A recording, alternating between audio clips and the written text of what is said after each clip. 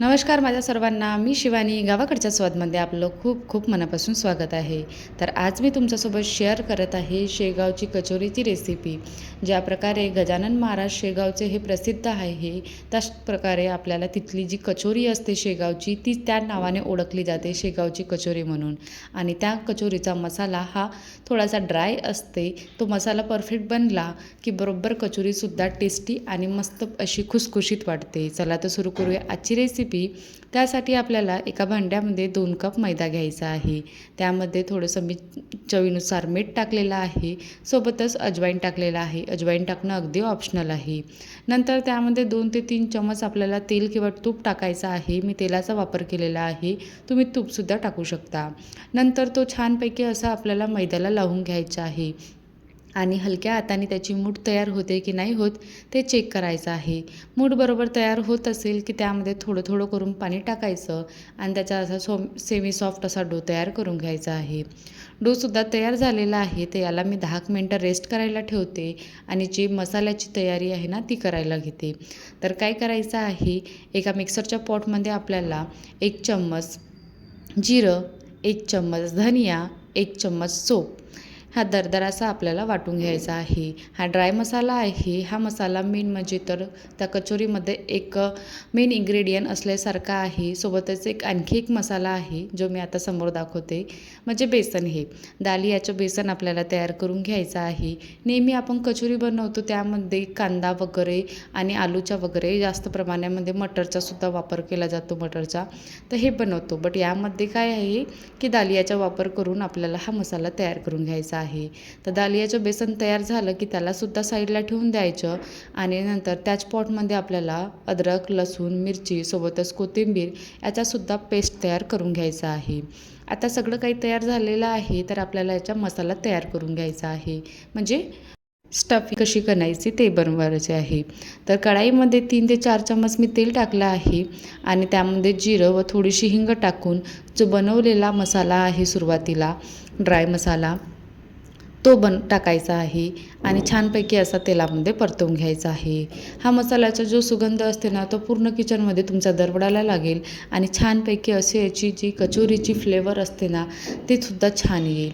नंतर त्यामध्ये आपल्याला जो मिरचीचा पेस्ट केलेला होता, मिरची आणि कोथिंबीरचा पेस्ट, तो सुद्धा त्यामध्ये टाकायचा आहे. त्यालासुद्धा तेलामध्ये परतवून घ्यायचा आहे. छानपैकी असं तेलामध्ये शिजू द्यायचं. हलकासा ड्राय होईल हा इतपत आपल्याला याला करून घ्यायचा आहे, म्हणजे तेल सुटेल बा. नंतर मी यामध्ये कांद्याचा वापर केलेला आहे. कांदा तसा टाकला जात नाही, बट मी माझ्या आवडीनुसार टाकलेला आहे. हा टाकणं अगदी ऑप्शनल आहे.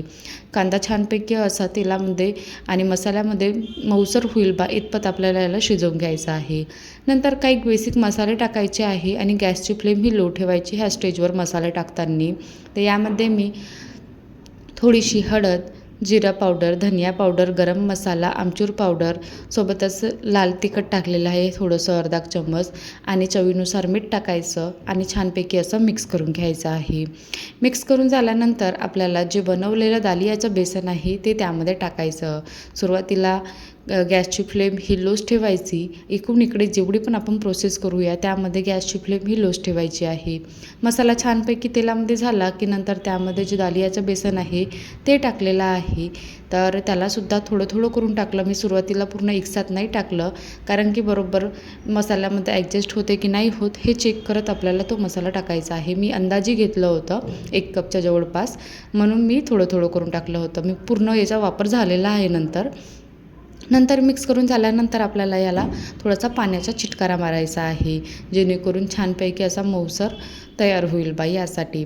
तर मी 2 ते 3 चम्मच यामध्ये पाणी लागेल आपल्याला, फक्त जास्त नाही टाकायचं आहे कारण की ड्राय मसाला असतो. तर 2 ते 3 चम्मच पाणी टाकल्यानंतर पाण्याचा म्हणजे असा चिटकारा मारल्यानंतर याला मी थोडंसं असं शिजू दिलं हलकंसं मऊसर होण्यालायक. नंतर त्यामध्ये कोथिंबीर टाकली. कोथिंबीर टाकल्यानंतर मी चेक केलं की बरोबर बाइंड होत आहे की नाही होत आहे आणि छानपैकी असा गोळा तयार होत होता. तर मी याला 2 मिनटं आणखी झाकून थोडंसं वाफेवर शिजू दिलं. नंतर हा मसाला तयार झालेला आहे तर याला प्लेटमध्ये काढून घ्यायचा आहे थंड होण्यासाठी आणि जो सुरुवातीला बनवलेला गोळा होता तो एकदा आणखी मळून घ्यायचा आहे. तसंच मी तेलसुद्धा गरम करायला ठेवलेलं होतं. लो टू मीडियम फ्लेमवर आपल्याला कचोऱ्या ह्या फ्राय करणं पडते. त्यासाठी मी तेल गरम करायला ठेवून दिलं. नंतर जो गोळा होता त्याला मळून झाल्यानंतर त्याचे छोटे छोटे असे गोळे तयार करून घेतले. तर कमीत कमी हे 15 ते 16 गोळे तयार झालेले होते. आणि ते गोळे तयार करून झाल्यानंतर जे मसाला आहे तो सुद्धा थंड झालेला आहे. तर त्याचेसुद्धा तेवढेच गोळे तयार करून घ्यायचा आहे. जेवढे मैद्याचे गोळे तयार केले ना तेवढे मसाल्याचे सुद्धा गोळे तयार करून घ्यायचे आहे. आणि बघू शकता की हलक्या हाताने दाबल्यानंतर सुद्धा छानपैकी असे गोळे तयार होत आहे. तर अशाच प्रकारे मी हे बाकीचे पण गोळे तयार करून घेतले. आणि नंतर आपल्याला याच्यातला छोटासा एखादा गोळा घ्यायचा आहे. त्याला आणखी एकदा गोल गोल करून असं छोटीशी पाती लाटून घ्यायची, किंवा असं ज्या प्रकारे मी दाखवत आहे हाताने असं तुम्ही हलकंसं प्रेस करून साईडला पिठामध्ये थोडीशी जाडसर राहते आणि जे साईडचं असते ना ती छानपैकी अशी पातळसर असते हलकीशी. नंतर यामध्ये मसाला फिलअप करायचा आहे. ज्या प्रकारे मी तुम्हाला दाखवत आहे तशाच प्रकारे याला पॅक करून घ्यायचं. नंतर आणखी हलक्या हाताने याला असं प्रेस करून घ्यायचं आहे. कचोरीच्या जशी राहते ना तशाच प्रकारे बनवून घ्यायची आहे. म्हणजे ज्या प्रकारे तुम्हाला दाखवत आहे ना तशाच प्रकारे बनवून बघायचं आहे. नंतर दुसरी पण सुद्धा तशीच बनवून घेतली आणि बाकीच्यासुद्धा तशाच बनवून घ्यायच्या आहे. गोळा घ्यायचा, हातावर थोडासा मळून घ्यायचा. नंतर छोट्या छोट्या अशी पाती तयार करायची आहे. एक तर लाटून करायची किंवा असं बोटाच्या सहाय्याने करायची. नंतर जो मसाला आहे तो फिलअप करायचा. आणि ज्या प्रकारे मोदक वगैरे किंवा कचोरी वगैरे तुम्हाला भरता येत असेल ना तशा प्रकारे त्याला पॅक करायचं. हलक्या हाताने असं प्रेस करायचं आणि साईडला ठेवून द्यायचं. साईडला ठेवून दिल्यानंतर म्हणजे ताटामध्ये ठेवल्यानंतर याला झाकून ठेवून द्यायचं, जेणेकरून ड्राय नाही होणार. मी नंतर झाकून ठेवलं होतं. आणि नंतर आपल्याला काय करायचं आहे, 2 ते 3 बनवल्या. सुरुवातीला मी 3 बनवल्या आणि त्या फ्राय करायला टाकल्या व बाकीच्या बनवलेल्या झाकून ठेवून द्यायच्या रुमालने किंवा कपड्याने. तोपर्यंत आपल्याला ज्या तेलात टाकलेल्या कचोऱ्या आहेत त्या फ्राय नाही होत, म्हणजे छानपैकी अशा, तोपर्यंत बाकीच्या पण बनवता येते आपल्याला. आणि बनवून आपल्याला याला थोडं झाकून ठेवून देता येत आहे साईडला. तर अशा प्रकारे मी बनवून घेतल्या कचोऱ्या सगळ्या, जेवढ्या बनवायच्या होत्या तेवढ्या. आणि बनवण्याचा म्हणजे फ्राय करण्याचा अगोदर आपल्याला काय करायचं, तेल किती तापलं आहे हे चेक करायचं आहे. तर टाकण्याचा अगोदर मी याला चेक केलं की किती प्रमाणामध्ये तपलेलं आहे. तर बरोबर मीडियम फ्लेमवर मी याला मीडियम टू लो फ्लेमवर गरम केलं होतं तेल. आणि ज्या प्रकारे आपल्याला कचोरी ही मंद आचेवरच फ्राय करावी लागते, तर त्याच प्रकारे हे बरोबर परफेक्ट असं तेल गरम झालेलं होतं. आणि कचोऱ्या टाकल्यानंतर जोपर्यंत त्या छानपैकी अशा वरती तरंगत नाही तोपर्यंत बिलकुल याला छेडायचं नाही, हात लावायचं नाही चमच्यानी वगैरे. आणि हलक्याशा वर आल्या की नंतर याला पलटवायचं. आणि पूर्ण ह्या जोपर्यंत छानपैकी अशा ब्राउनिश होत नाही तोपर्यंत याला आपल्याला अगदी मंद आचेवर मीडियम टू लो फ्लेमवरच आपल्याला याला फ्राय करून घ्यायचं आहे. हाय बिलकुल करायचं नाही, कारण की काय होते, हाय केल्यानंतर ह्या थोड्याशा आतमधनं कच्च्या राहून जाते किंवा करपून जाते कधी कधी. तर म्हणून यामध्ये आपल्याला काय करावं लागते की समोसा म्हणा किंवा कचोरी म्हणा, थोडासा खायला जेवढा क्रिस्पी आणि टेस्टी असते ना तेवढंच त्यांना थोडं पेशंट करून आपल्याला थोडंसं म्हणजे थांबून आपल्याला याला फ्राय करावं लागते. थोडासा वेळ लागते, बट खायला टेस्टी असल्यामुळे थोडा तर म्हणजे वेळ आपल्याला द्यावाच लागेल. अशा प्रकारे मी बाकीच्यासुद्धा ज्या बनवल्या होत्या त्यासुद्धा टाकल्या फ्राय करायला. आणि त्यालासुद्धा तशाच प्रकारे आपल्याला हलकासा ब्राउनिश गोल्डन कलर येईल इतपत आपल्याला याला फ्राय करून घ्यायचं आहे. तर बघू शकता किती छानपैकी अशा फुगलेल्या आहे. ज्याप्रमाणे आपल्याला बघतो आपण की शेगावची कचोरी ही खूप जास्त अशी टम्म फुगलेली नसते, ती थोडीशी हलकीशी चापट असते आणि मोठ्या आकाराची असते.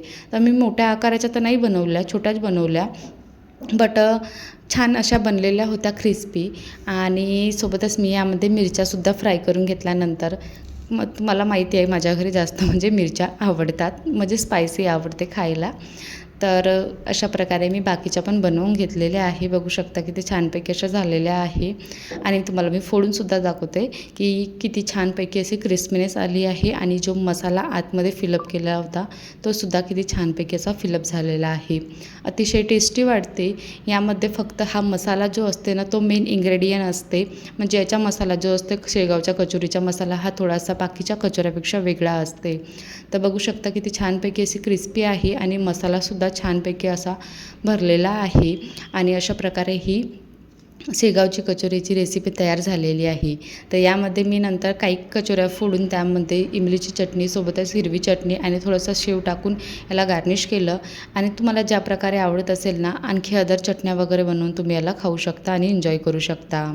तर कशी वाटली तुम्हाला आजची ही रेसिपी मला कमेंटमध्ये सांगा. आणि आवडली असेल तर बनवून बघा आणि व्हिडिओला लाईक करा, शेअर करा आणि चॅनलला सबस्क्राईब करायला विसरू नका. चला तर टेक केअर, बाय.